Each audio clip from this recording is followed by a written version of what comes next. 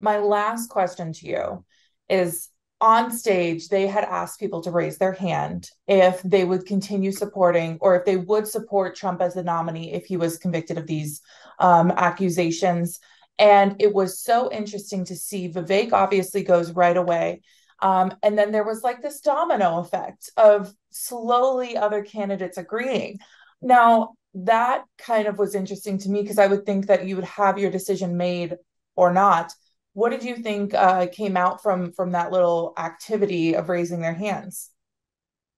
The whole raising of hands things is kind of funny. And even the first time they tried to do it, DeSantis kind of objected and said, well, what are we, school children? And it kind of reminded me, and I tried to look this up and couldn't find it, who it was, but there was a debate years ago, I think in the 2008 cycle, it might have been 2012.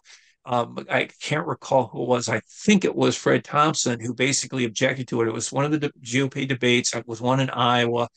And basically, the Iowa moderator said, raise your hand if you're this. And basically, they're saying, wait, we're not doing this kind of thing. I'm raising the hand stuff.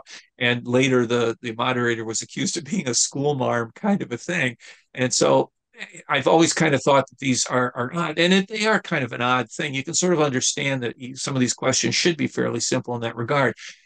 In the case of that particular question, this was one of the problems that Ramaswamy had was that look, if you're so enthusiastic about supporting Trump, and if you think, as he said later, that Trump is the greatest president we've had in the 21st century, why are you running against him? And so it kind of undercuts and shows that maybe Ramaswamy's not thinking some of this stuff through.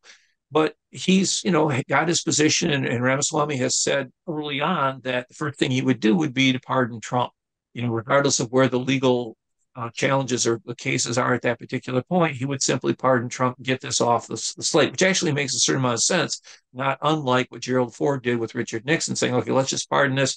Maybe Nixon did stuff, maybe not, but we need to move on. So that makes a certain amount of sense, even though it'll make a lot of people unhappy.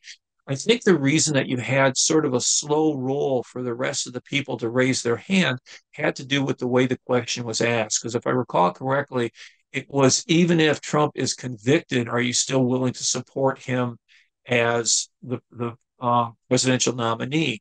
And that adds a different twist to it. It's one thing to be accused, but if you actually get convicted, which is to say, you're going to have a jury that says, yeah, there's enough evidence here. And certainly a lot of people are criticizing the third indictment, the second federal one that's in the District of Columbia, figuring that there's no way that Trump's going to find an unbiased jury in the District of Columbia, which voted some huge margin for Biden rather than Trump. So he's probably going to get convicted there, maybe elsewhere as well. Do you want to have a convicted person be the nominee? And so that's a little different than just being someone's accused that you think the accusations are purely political and won't go anywhere.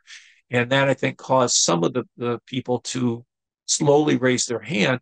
And in fact, Asa Hutchinson didn't raise his hand and was questioned about it later and basically said the same thing I'm suggesting. Say, well, you don't want somebody that's convicted that's going to be the president. So he did sign a pledge to get on the stage to saying that he would support the nominee, but adding that conviction aspect to it is sort of adds a different twist to it.